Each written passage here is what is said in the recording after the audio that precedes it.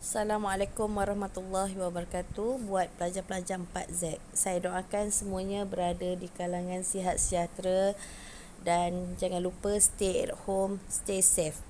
Okey, diharap semua pelajar-pelajar bersedia untuk kelas PLC pada pagi ini. Okey, hari ini saya akan menerangkan mengenai pengenalan kepada PLC. PLC ni adalah stand for Programmable Logic Control. Okey, pengenalan kepada PLC. PLC ni merupakan satu jenis kawalan jujukan logik yang mudah diubah suai dan boleh diatur cara semula. Jujukan logik tu bermaksud pengawalan mesin dan proses kawalan secara automatik dan separah automatik. Ia juga tahan lasak dan sesuai digunakan di industri yang semakin kompetitif. Bermaksud di industri pada masa kini lebih menyukai sistem secara automatik. Sebab itu PLC sebagai pilihan kebanyakan industri. Okey, definisi sistem PLC. PLC didefinisikan oleh National Electrical Manufacturing Association of America ataupun NEMA sebagai satu sistem elektronik ataupun apranti beroperasi secara digital yang digunakan secara meluas di dalam persekitaran industri kerana ianya menggunakan ingatan yang boleh diatur cara untuk menyimpan arahan-arahan yang melakukan fungsi seperti logik, jujukan, pemasa, pengiraan dan aritmetik untuk mengawal sesuatu proses atau mesin berdasarkan input dan output yang disambung kepada modul sama ada digital ataupun analog. Dalam erti kata lain, ianya merupakan satu komputer digital yang direkakan khusus untuk kawalan sesuatu operasi bagi sesebuah alat atau mesin untuk proses yang digunakan di dalam industri. Okey, sebelum tu kita kena tahu apa tu sejarah PLC. Okey. Kalau dulu kawalan PLC lebih sukar kerana ia perlu diubah sesuai setiap kali melakukan produk baru. Contoh traffic light 3 simpang dengan 4 simpang. Kalau dulu traffic light 4 simpang kita kena buat satu sistem, traffic light 3 simpang kita kena buat satu sistem. Tapi sejak ada PLC, kedua-dua sistem tu kita boleh combinekan jadi satu sistem secara automatik. Okey. Di antara faktor awal yang membawa kepada rekaan PLC ni adalah kerana keperluan kos yang rendah, penggunaannya secara pintar dan pengawalannya yang mudah dikawal. Okey, ini adalah sejarah PLC. PLC yang pertama telah direka oleh sekumpulan jurutera di syarikat General Motor GM Amerika Syarikat pada tahun 1968. Syarikat tersebut mencari kaedah lain untuk menggantikan sistem kawalan geganti yang rumit. Bermaksud sebelum PLC wujud, sistem-sistem yang ada sekarang ni yang ada dulu lebih kepada penggunaan switch dan relay. Maknanya dia secara automatik dia menggunakan relay. Dia tak menggunakan komputer. Tapi setelah direka pada tahun 1968, mereka menggunakan sistem komputer kerana mudah diatur cara, tak perlu pendawaian semula ke atas sistem kawalan. Jika berlaku perubahan ke atas sesuatu atur cara, sistem PLC lebih kecil, murah dan kebolehan-harapan yang tinggi. Binaan PLC lebih ringkas, penyelenggaraan pula murah dan kos yang kompetitif. Okey, jenis-jenis binaan PLC. Okey, PLC ada 3 jenis binaan yang ada di industri ketika ini.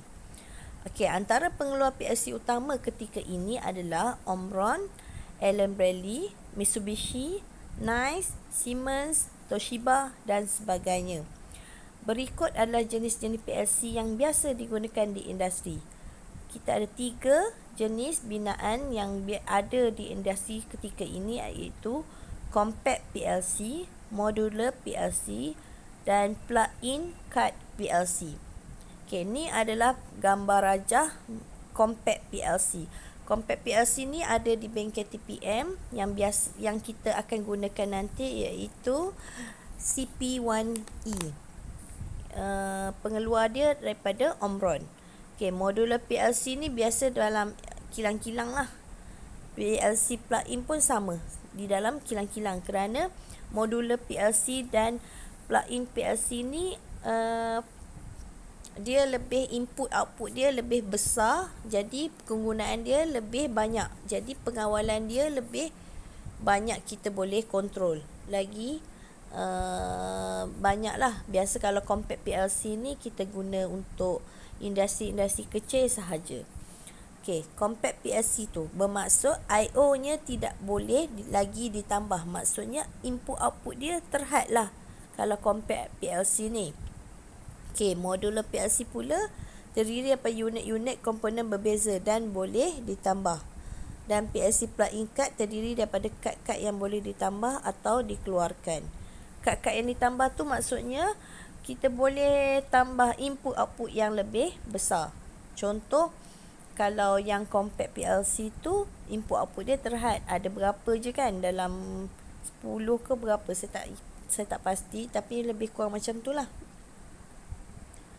Okey, antara pengeluar PLC yang terkenal ketika ini adalah Allen Bradley, Siemens, Mitsubishi, Nice, Omron dan Festo. Okey, di bengkel TPM kita menggunakan Omron dan Festo, tapi yang ada ketika ini adalah Omron. Okey, ni adalah komponen PLC. Maksudnya binaan PLC tu. Okey, dia ada input modul dan output modul, kemudian ada power supply, kemudian dia ada programming device. Processor tu adalah otak bagi komponen PLC tu. Okey, input device biasanya kita gunakan push button, contact switch, limit switch dan sebagainya. Kemudian output pula biasanya sebagai solenoid, contactor, alarm, lampu, motor. Itu adalah output modul. Okey, power supply tu untuk power supply bagi processor tu. Programming device adalah daripada komputer yang kita run sebagai programming device. Okey, sistem komunikasi PLC. Okey, ni adalah sistem bagaimana komunikasi PLC berlaku. Kita ada microprocessor CPU.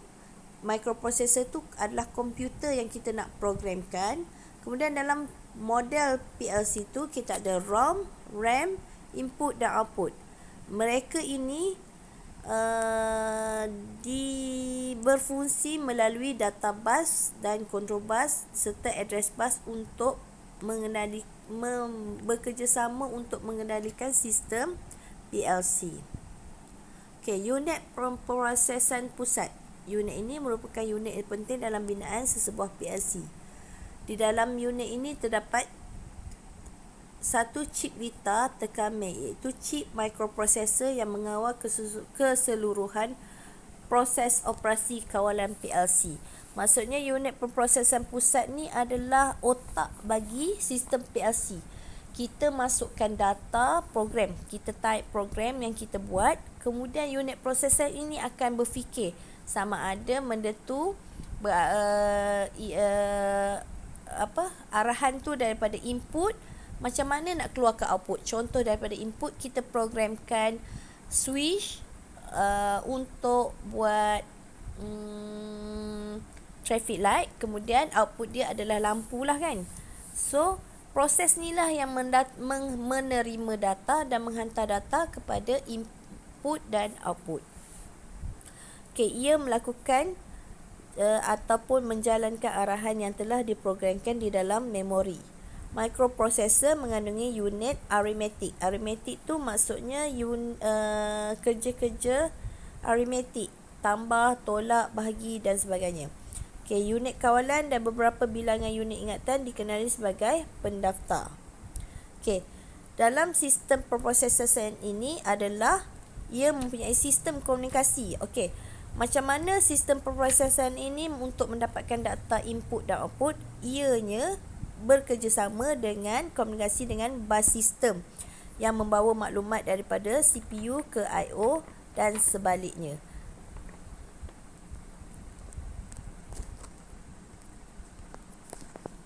Okey, kalau kita tengok gambar rajah ni kan. Okey, microprocessor CPU dia satu benda. Okey, dia nak hantar data kepada ROM, RAM, input dan output melalui data bus, address bus dan control bus. Okey, nampak ROM tu. ROM tu dia menghantar memori dia kepada data bus. Dan dia menerima arahan daripada address bus. RAM pun sama. RAM dengan ROM adalah memori bagi komunikasi PLC ni. Okey, input dan output pun sama. Dia menerima data daripada address bus. Output pun sama. Kesemua ni menghantar maklumat melalui data bus, address bus dan control bus. Okey, unit ingatan memori bagi sistem PLC ada dua, iaitu ROM dan RAM. Okey, unit memori berfungsi untuk menyimpan atau cara program dan keadaan I/O disimpan di dalam memori tersebut. Ia menyimpan semua program utama dan program sokongan untuk melakukan sesuatu arahan. Mempunyai peta memori yang mengawal selia dan mengorganisasi semua memori di dalam sistem PLC. Okey, RAM. Okey, memori RAM adalah ingatan jenis baca, tulis dan mudah diatur cara dan diperbaiki. Semua atur cara penggunaan disimpan di dalam ingatan ini. Contohnya kita membuat program melalui program tu yang kita buat dekat PC lah, kat komputer yang ada ladder diagram tu. Tu adalah satu jenis program yang kita buat. Okey, RAM yang menyimpan dalam komputer ni simpan data kita, program kita untuk kita masukkan ke dalam sistem PLC. Okey, ROM pula adalah read only memory. Maksudnya memori yang tak secara kekal. Memori ini boleh dibaca saja dan tidak disimpan. Tidak akan hilang apabila bekalan kuasa diputuskan kepadanya. Peralatan khas digunakan untuk memandang atur cara terdapat di dalamnya. Okey, di dalam PLC ada unit input dan output. Unit input adalah unit di mana peranti masukkan seperti switch, sensor dan sebagainya. Manakala output pula adalah seperti lampu, motor untuk disambungkan kepada sistem PLC. Okay, ini adalah contoh-contoh komponen input dan output. Kita ada switch, push button, limit switch. Banyak lagi lah, ni adalah salah satu contoh lah. Untuk output pula motor, lamp, solenoid valve. Solenoid valve ni yang kita guna tu lah dalam sistem hidrolik dan pneumatik. Yang ni adalah unit papatan dan penunjuk. Unit paparan adalah dan penunjuk merujuk kepada paparan status geganti dalaman PLC. Maksudnya dalam dalaman PLC ada sistem geganti juga, sistem relay yang membantu sistem PLC ini berjalan secara smooth. Okey. Pengaturcaraan jika pengguna menggunakan kaedah pengaturcaraan kod mnemonik dan skrin komputer jika pengguna menggunakan kaedah pengaturcaraan perisian. Okey. Dalam sistem PLC juga ada bekalan kuasa, power supply lah. Kalau tak ada power supply, macam mana kita nak menggunakan fungsi PLC ni? Okey. Power supply yang ada di dalam PLC biasanya 5 volt untuk pengawal dan 24 volt untuk peranti masukkan dan keluaran. Ni contoh power supply yang ada dalam sistem PLC lah. Okey, yang A tu adalah PLC bernama Omron, model yang mempunyai bekalan kuasa dalaman. Okey. Yang B adalah PLC jenama Omron model CP1A, CPM1A yang mempunyai bekalan kuasa dan memerlukan bekalan kuasa luaran. Maksudnya yang ni yang kita guna dekat bengkel TPM lah. So dia kena ada sistem bekalan kuasa luaran. Yang C ni bekalan kuasa jenis yang ditanggalkan dari set PLC. Yang ni dia ada set power supply. C ni tapi kita boleh masukkan dan tanggalkan. D ni adalah bekalan kuasa luaran. D ni adalah jenis power supply lah. Yang A tu dia dah ada built-in power supply. Yang B tu kita kena buat pula power supply yang daripada luaran, yang Cik Afdan yang dah buat dalam bengkel tu kan. Okey. Bahagian pengaturcaraan. Okey, fungsi dia adalah digunakan untuk memasukkan arahan-arahan dalam bentuk bahan pengaturcaraan ke dalam PLC. Okey, peranti yang menggunakan pengaturcaraan ini komputer dan software. Komputer tu yang saya guna laptop lah. Dan software pula kita biasa gunakan. Kalau Omron, biasanya kita guna Omron CX Programmer. Okay, kalau for Festo, kita akan guna code system, COD system. Kalau Panasonic, ianya software ni bergantung kepada jenama PLC yang kita gunakan. Tapi yang dekat bengkel biasa kita pakai Omron lah, CX Programmer. Okay, ni adalah konsol. Sebelum kita sebelum kita guna komputer yang ladder diagram CX Programmer tu, kita guna konsol ni. Konsol ni secara manual. Kita kena tekan kod dia, kena tekan. Yang sekarang ni kita dah guna komputer, just masukkan ladder diagram kan. Kita secara automatik. Yang ni adalah secara manual yang sebelum CX Programmer dibangunkan. Okay, sekarang kita dah guna komputer lah yang menggunakan CX Programmer. Ni adalah jenama Omron. Okey, yang ni gambar rajah satu sistem PLC. Bagaimana panel PLC Omron diletakkan. Okey, bahasa pengaturcaraan. Okey, untuk program PLC kita ada 5 bahasa pengaturcaraan ataupun program dia lah, programming dia. Ianya dikenali sebagai rajah tetangga. Rajah tangga tu yang kita guna tu lah ladder diagram. Senarai arahan, instruction list, biasa kita guna macam program C+ ke, text struktur pun sama. Carta fungsi gunakan carta alih. Fungsi rajah blok kita pakai rajah blok. Yang ni bergantung kepada sistem PLC yang digunakan. Biasa kalau Omron kita guna CX Programmer, kita menggunakan rajah tetangga. Okay, ni adalah contoh rajah tetangga program yang kita biasa gunakannya. Ni adalah untuk lita untuk traffic light. Okay, yang awal tu 10, 10.1, RO, R1, R2, R3 tu adalah input. Okay, output dia adalah yang hijau off, kuning off, merah off tu adalah LED. Yang buzzer off tu adalah buzzer lah output dia. Okay, ni adalah simbol dalam ladder diagram. Contact symbol. Okay, ni contoh simple ladder diagram yang kita boleh programkan. Dia ada satu switch normally open dan dia ada normally close. Lepas tu dia ada satu keluaran sahaja. Okay, ni adalah simbol-simbol bagi ladder diagram.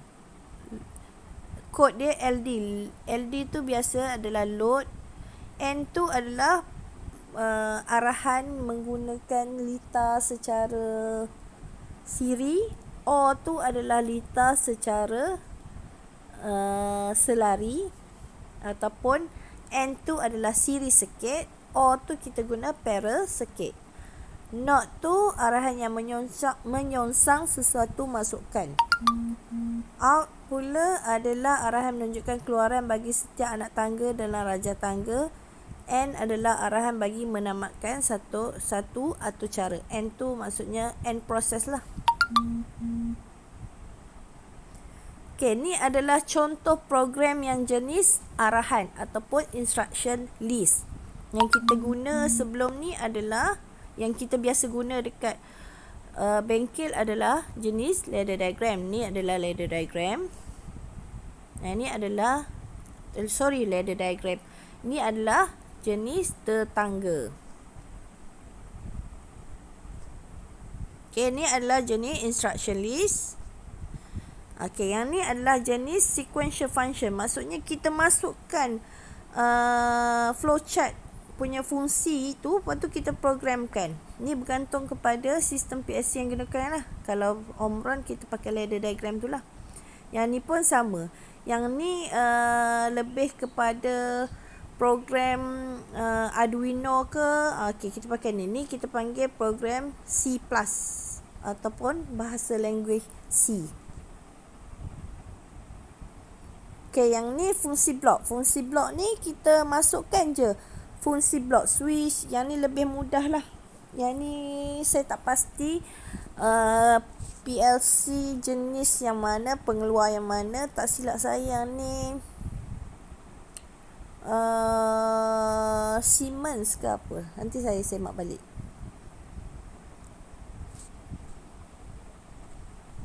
Okey, tu adalah semua pengenalan bagi PLC.